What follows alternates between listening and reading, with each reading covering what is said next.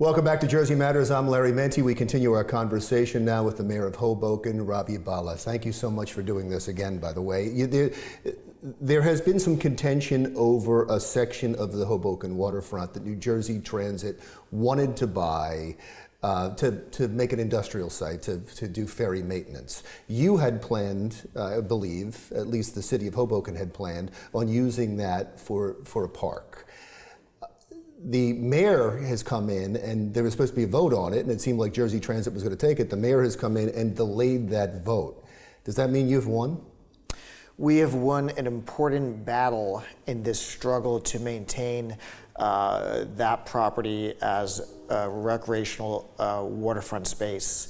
Hoboken has spent decades and decades of planning very thoughtfully the redevelopment and recreation of our waterfront from a formal industrial use to now something that's enjoyed by people all over the state, all over the country, and all over the world. We have majestic views of the New York skyline. The waterfront now is the jewel of New Jersey. It's a treasure for all to be enjoyed. And this missing link is the last piece of property that would create a contiguous walkway for the waterfront. It seemed like they were trying to do it at the very end of the Christie administration, and they even planned the vote on Martin Luther King Day. That is correct. And that, it seems like, that is what the governor was upset about, is the timing of this more than anything else. Have you spoken with the governor about this? What's his stance on this? We have not spoken directly about this specific issue. There is a new New Jersey Transit director who will be nominated shortly, I believe. I am also in discussions with New York Waterway about the future use of this site. We most recently conducted a survey of Hoboken residents to see what they want for the site in the future. Those results just came out this morning, and they overwhelmingly indicate that Hoboken residents want, on a 9-to-1, over 90% of the people want this property to be preserved as waterfront open public park space. Isn't that a case of not in my backyard, though? You would agree that maintenance on the ferries is needed, and you just are saying not here. It should not be here. There are many other options that need to be explored.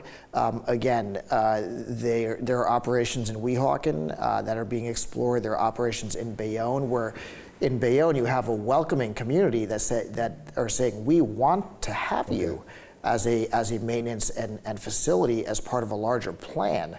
So when you have a welcoming community that wants to have New York Waterways as a refueling maintenance facility along with operations, we should think comprehensively and thoughtfully about what the best solution is from an urban mass transit perspective regionally, not just within this particular community. You also talked about the cost of the ferry going over to Manhattan. I guess it's one way, it's either $8 or $9 depending on where you go.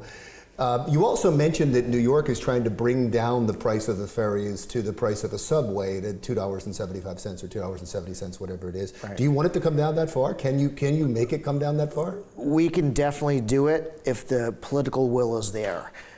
In New York City, Mayor de Blasio has worked with the state of New York to make sure that the cost of a ferry from the outer boroughs to Manhattan is the same price as a subway fare, $2.75.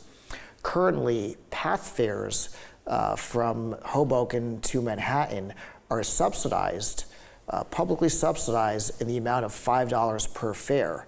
So without that subsidy, you would be paying $7.75 for a path ticket. Now, right now, path capacity is bursting at the seams. They're at about 98, 99% capacity. There's no reason why we can't also subsidize ferry service, because the infrastructure is there. The infrastructure is the Hudson River. So if we can subsidize path fares, if in New York they can subsidize ferry fares, there's no reason why we can have more affordable ferry service and more volume, which will be a win-win for the public as well as New York Waterway. When you came into office, you talked about balancing the budget. You talked about the fact that the city has raised municipal taxes in the past, and that there was corruption, and that maybe that money was misspent. The fact that you brought it up, are you drawing a line? Will there be no increase in taxes while you're mayor? I have a proud track record, along with Mayor Zimmer, of transforming Hoboken's finances. We started off at a junk bond rating when I first came into office as a council member. Over the course of 8 years, we now have a AA+ rating with the credit rating agencies. That's the result of sound fiscal planning, of avoiding structural deficits, so we're not spending more than we're taking in. So I, as mayor, plan and intend to continue that trend of sound fiscal responsibility. Does it mean that we're going to increase or decrease taxes in a given year? We're going to hold the line on taxes. We're going to keep them stable. So you may see minor fluctuations in a given year, either up or down, but we want to make sure that we don't hit the taxpayers with an increase that's more than reasonable or they can afford. You said you were going to be the infrastructure mayor, and that within 90 days you were going to put out a plan on infrastructure. How close are you to putting out that plan, and can you give us a peek at it? Sure. We have a draft plan in place. It has a number of components, as does infrastructure itself. One thing we want to focus on is, as we were discussing mass transit infrastructure, making sure that it's easier for people to get from one place to another. We also have a challenge with our water mains, which are antiquated, which result in water main breaks, and other components of infrastructure. So we have a plan in place. It's being discussed within my administration. And I can say again, nothing is more important to me than infrastructure. Without infrastructure, we cannot accommodate further urban growth and development. So getting that right is a precedent to further development. This city was hit hard by Superstorm Sandy. God forbid a storm like that ever hit again. Are you prepared now? We are in the process of making sure that we are Sandy ready. This is another part of our infrastructure, our comprehensive infrastructure plan. Mayor Zimmer, my predecessor, helped secure $250 million of federal funds for what's called a Rebuild by Design, which is a comprehensive flood resiliency program to make sure that we are protected from the next Superstorm Sandy.